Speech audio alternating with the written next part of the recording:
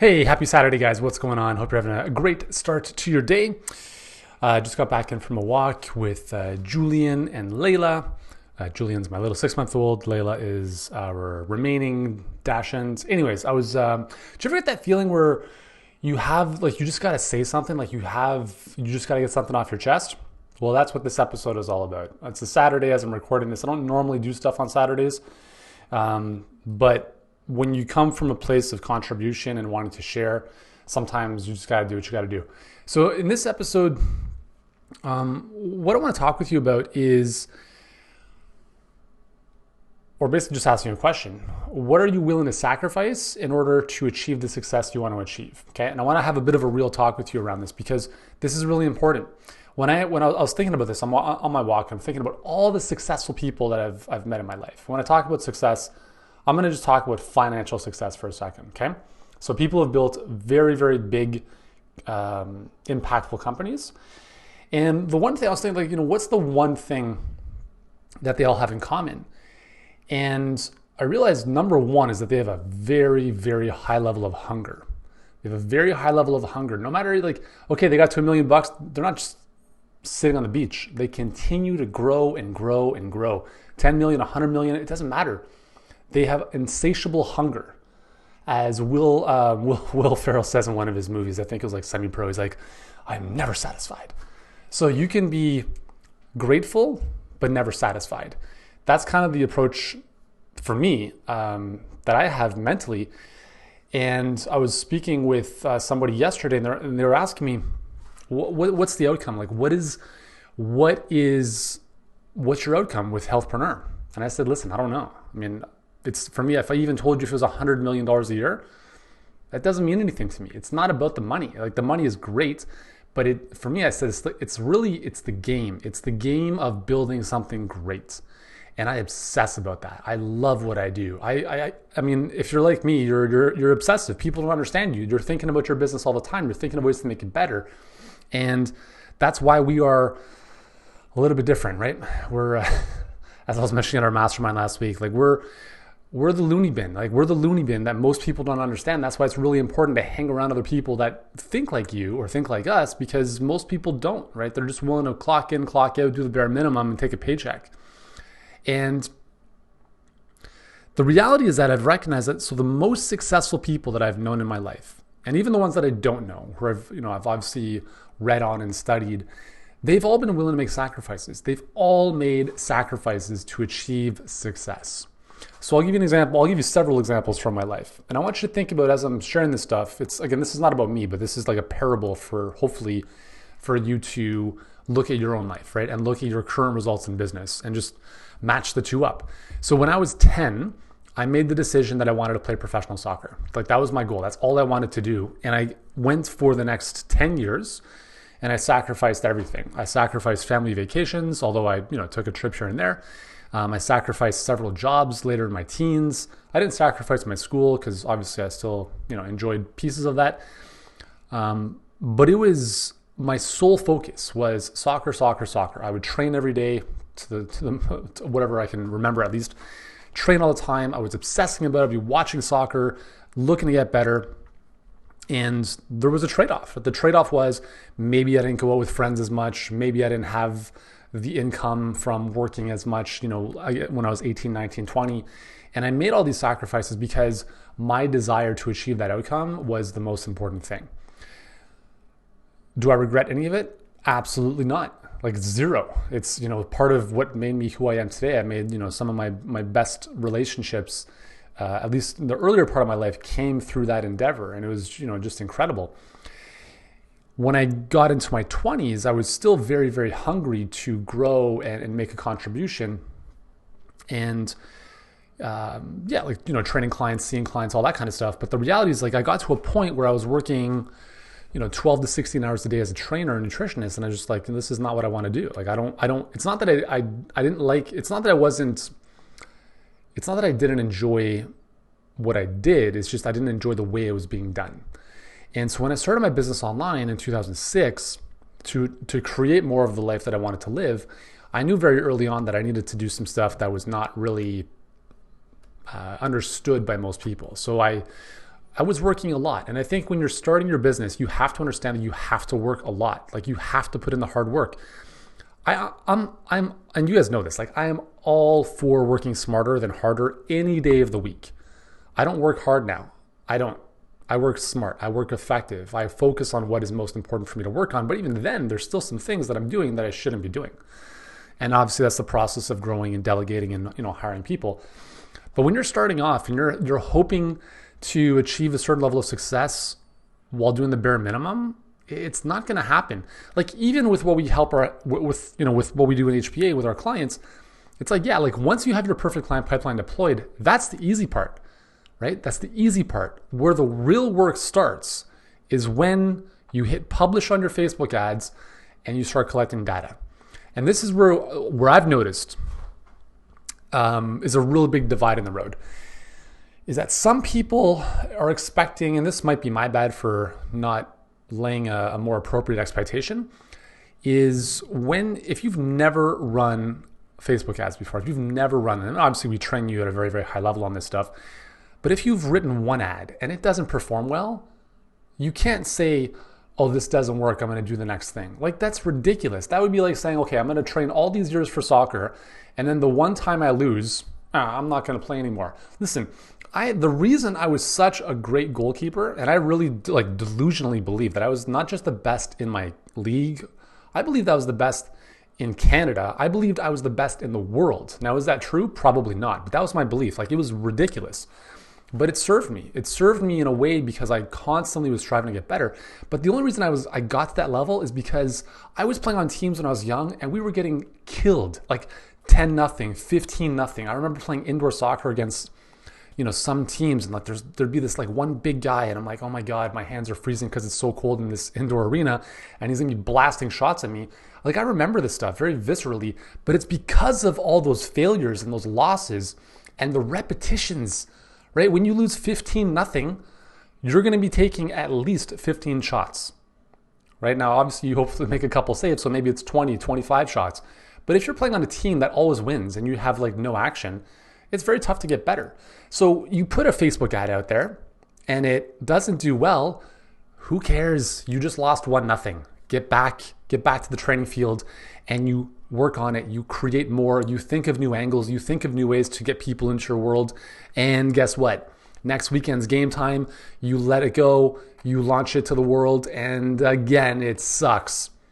And it doesn't work. And listen, I'm not in the game of saying, hey, give all your money to Facebook, because that's not what we want to do. But you have to understand that there is a learning curve, right? And part of our job is to help give you direction and guidance and show you some of the pitfalls to avoid and give you a bit more guidance on what might work a bit better. And then you got to go back to the drawing board and give it another shot. And that's why I tell my clients, like the number one thing you can do once your pipeline is deployed is write one new ad every single day. It doesn't mean that you're going to run 30 ads like in a month, but what it does is it trains you into the notion of developing a skill, which is very important, which is communication, influence, persuasion, copywriting, if you want to call it that. We're not born with that skill. We have to develop it. And yes, we have templates, but you have to take ownership of the fact that, listen, I'm gonna study copywriting. I'm gonna study what the greatest copywriters have done. This is something I did from 2006 to 2010 and beyond. I was studying the greats, the David Ogilvy's, the Gary Halberts, the Dan Kennedy's, like all the greats, right? All those guys. And was their stuff, like I still read a book called oh my God, I just totally forgot the name of the book and the name of the author. That's what happens when it's too cold outside and your brain freezes. Anyways, the book is like written in 1920, and it's making reference to direct response letters that were written like 1903. You might be thinking like, well, there's no relevant, like some of the English in that book is so dated, you'd think like Shakespeare was writing it. But this is what you do. Like if you're obsessed about your results, and you're obsessed about getting better, these are the things that are required. You have to study, you have to learn, you have to practice. Right? And listen, there's so many great books out there. There's so much stuff on the internet. And obviously with the right coaching and guidance that can help you. But coming back to the central theme is like, what are the sacrifices you are willing to make? Now, number one, I think you have to really identify your non-negotiables. So my non-negotiables in my life, I will never, ever sacrifice time with my family, ever, ever. Okay? That's the number one thing. So for you, like when I didn't have kids, I worked a lot more because I didn't have kids. I could work all day long if I wanted to. But now that I have kids, it's a non-negotiable. I'm not going to be the dad that works till 8 o'clock at night while my kids are at home. Like it's not going to happen. I don't work on the weekends.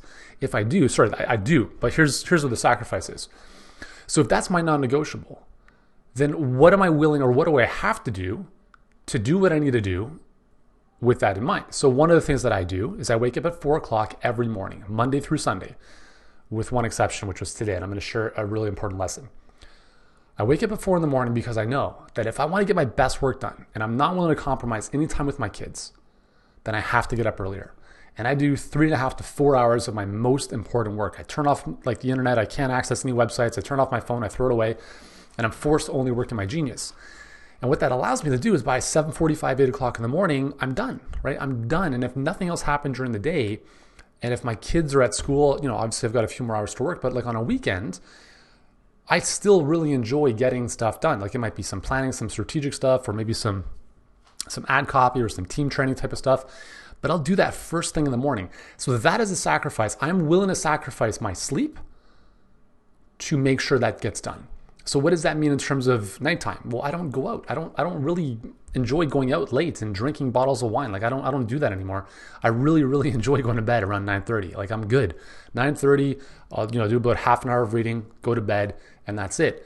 And that's a decision that I made. That's a decision that I've made, and I love it. I love getting up early. I love getting up at 4 o'clock. It's the idea that while everyone else in my neighborhood is sleeping, I'm outworking them. I'm outworking the people who feel that they can't get up earlier. I'm outworking the people who are getting comfortable to just kind of coast. And it's not a competition with anyone else. And I've mentioned this a few times. I'm reading this great book by John Wooden called Wooden on Leadership. It's not about competition with anyone else. It's always a competition with yourself. And for me, I'm obsessed. If my real self, my inner being, the person I'm going to meet when my life is over, if you want to think of it that way, that person I'm constantly striving to get closer towards. And what does that person do, think, feel, behave, like whatever? I don't know. But I feel in my head, these are the things that are going to make me a more actualized version of that. And that means getting up early. It means doing the things that are going to get me out of my comfort zone. It's about doing the things that I know I need to do in order to get where I want to get to. If you think about this, I have 4 extra hours in a day. That's 120 hours a month of focus time, right? And I've spoken with clients about this. I'm like, listen, if you've got a busy practice, if you got stuff going on, you're working with us because you don't like doing that stuff, right? And what that means is, let me ask you a question. What time do you get up in the morning? Oh, you get up at 7. Why don't you get up at 6? Don't even tell me the excuse. Like you can have your excuse or your results. If I can get up at 4 and Mark Wahlberg can get up at 3 in the morning and he's got 5 kids, you can get up half an hour earlier. You can get up an hour earlier and you can focus on your most important work for 1 hour every single morning. And then the rest of the day you do, with the rest of the day. That's what I did when I was a trainer. I knew that if I was at the gym 12 to 16 hours a day, it wasn't like client right after another, but I might have half an hour here, I might have an hour there. And I made those sacrifices to say, instead of sitting in the room gossiping with all the other trainers, I'm going to lock myself in the office over here and I'm going to work on my stuff. And the sacrifice I've made over the years, and I'm very, very aware of this, is I've sacrificed relationships. I've sacrificed maybe the depth of some of those relationships because I realized that maybe they weren't serving me. Maybe they weren't the best relationships to put a lot of energy into. I've sacrificed everything. I've sacrificed going out and partying. I did that for a while when I was in school, but that's not important to me. And I want you to think about in your life, what are the things that you were willing to sacrifice? I've sacrificed my sleep in terms of, having to sleep all day or sleep all morning. This morning, so I'll give you a great example. So this morning, I woke up at 8 o'clock in the morning and I said to myself, my alarm went off at 4:05 and I just, rolled over and hit it. I said, in my mind, I'm like, you know what? It's Saturday. I don't really need to do anything today. I'm going to just, get a couple extra hours of sleep.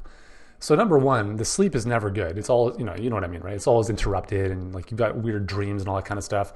I wake up at 8 o'clock and what I love about getting up early is that feeling of accomplishment, that feeling of the day is great. The day is off to a great start. And when I got up at 8, I didn't feel guilty or anything, but it's just it's not the same. it's not the same, right? Like, it's just not the same. And so for me, I enjoy and I relish the feeling of that accomplishment first and foremost. And I've recognized that, like if you're kind of like a lot of the people that we serve, you're maybe a bit of an obsessive. You or we are very much along the lines of, we are high achievers. We do things to win, but also not to lose. We have made sacrifices in our life to do great things. And that's maybe cost us our health in some cases, our relationships, other things. And that's part of the journey. I don't think we need to compromise important relationships. I think it's okay to be very discerning with where you spend your time. Like, there are relationships in my life that I do very highly value and I nurture those. But there are others that are not important. Like, there's only so much bandwidth we all have, right? And so it's not that I'm not a sociable person. It's just that I'm very, very, very aware of the objective. And this is actually something that there was a book or an interview that was done with a lot of the successful people, like the Bill Gateses, the Jeff Bezoses, the Elon Musks. And what they found was that, these guys, these titans, were willing to sacrifice the one for the many, right? They were willing to not let one thing or one person get in the way of the bigger objective. And I think we all have that in some way, shape, or form. And I think, we're all a little bit different in terms of how we approach life. But I think if you look at, your results, and if you're not getting the results you want to have, then you have to really look in the mirror and ask yourself, what have I not been willing to sacrifice? Whether that's sleep, whether that's going out, whether that's drinking, whether that's holding on to your money because you're afraid of investing in your own growth. I don't know.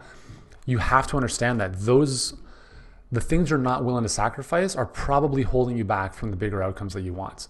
So maybe the sacrifice is, listen, I'm going to spend 1 hour every single day mastering copywriting. Or I'm going to spend 1 hour every day really working on my sales ability. I'm going to go to bed half an hour or an hour earlier, and I'm going to watch one Netflix episode instead of 2. Right? These are all little sacrifices that build up over time. And you really just have to be honest with yourself. Is what I'm doing right now helping me move towards my bigger future, or is it keeping me where I'm at? And there's no right or wrong way to live. It's your choice, but you just have to take responsibility for the outcomes. You have no one else to blame but yourself, right? We have no one else to blame but ourselves for our results. I don't care if you invested in the worst coach in the world. I've done that in the past. I've spent $60,000 last year on a mastermind that was shite, to be very honest. But I said to myself, I can complain and be the victim here, or I can do my best to extract whatever value I can and make the most of it. And you have to take the same approach, because the market doesn't care about your excuses. The market does not care about your story, right? All it cares about is, are you showing up? Are you the best version? Are you the best? Are you the best option for your audience? Are you the best solution for them? And if you want to be the best, you have to be committed to doing the things that are going to make you the best. Because as I've said before, it's not about the prize, it's about the process. It's about the process of you becoming a better version of yourself, right? If you think you've plateaued, you don't have a growth mindset. You have to be growth oriented.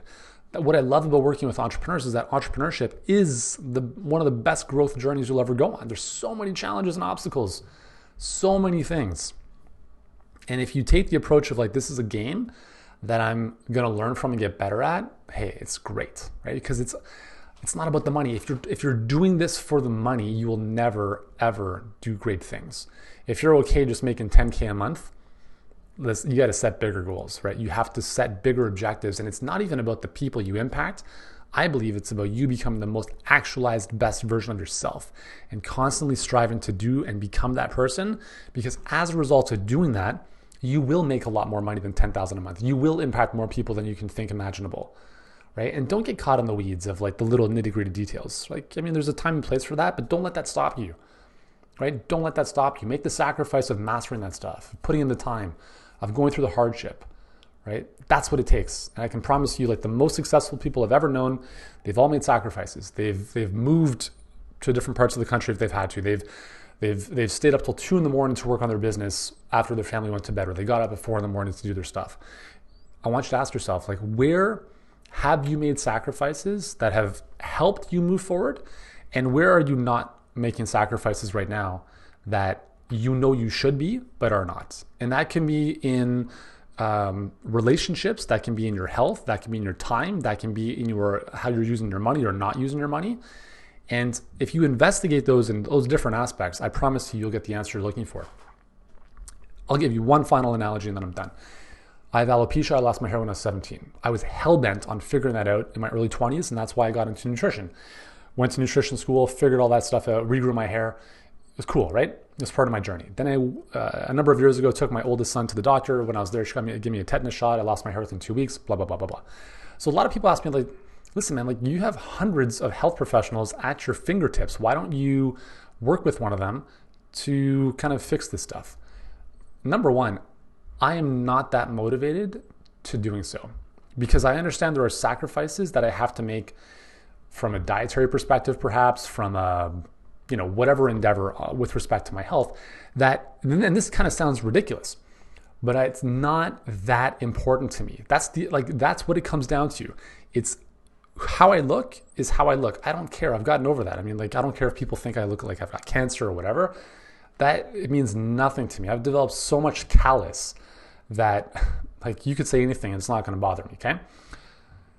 There was a time where I was extremely motivated to get to the bottom of that, and now I'm not. It doesn't mean that I'm eating garbage and just forgetting about my health, because I still am very, very health conscious. I exercise every day. I drink green juice. I alkalize my body. I do all that kind of stuff I talk about. But the reality is I'm not willing to make the sacrifices to get to the root of this issue at this moment in time.